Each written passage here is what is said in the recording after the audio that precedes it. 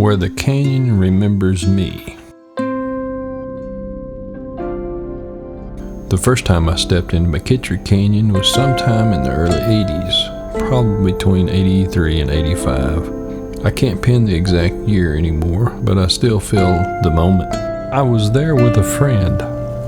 We were both young enough that the world felt wide open, and quiet enough inside ourselves to hear the canyon calling. I've returned 3 or 4 times since, and every visit has been like entering a place that somehow remembers me, even when years have passed.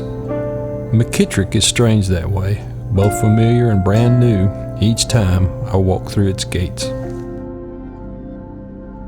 The trail begins in a simple parking lot with a visitor center and restrooms. But as soon as my boots touch the path, something inside me changes pace.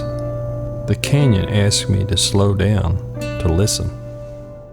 Those 4 miles in are kind of a pilgrimage.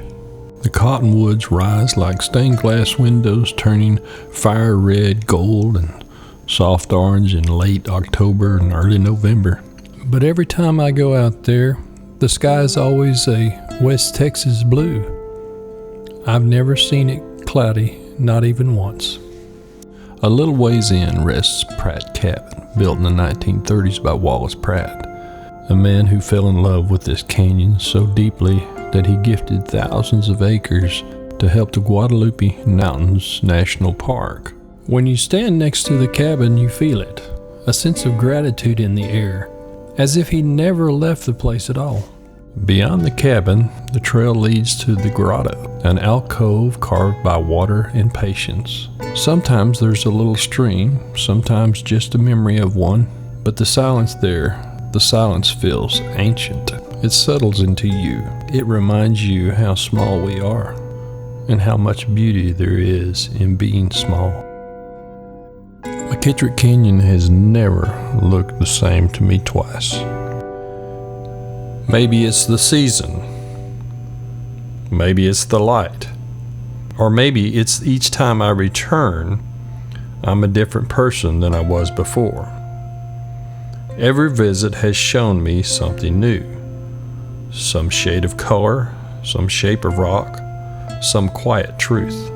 That's why I go back, because in the canyon, under that endless blue sky, walking toward the grotto, I feel like I'm remembering who I was and discovering who I am. McKittrick Canyon doesn't just change with season, it changes me.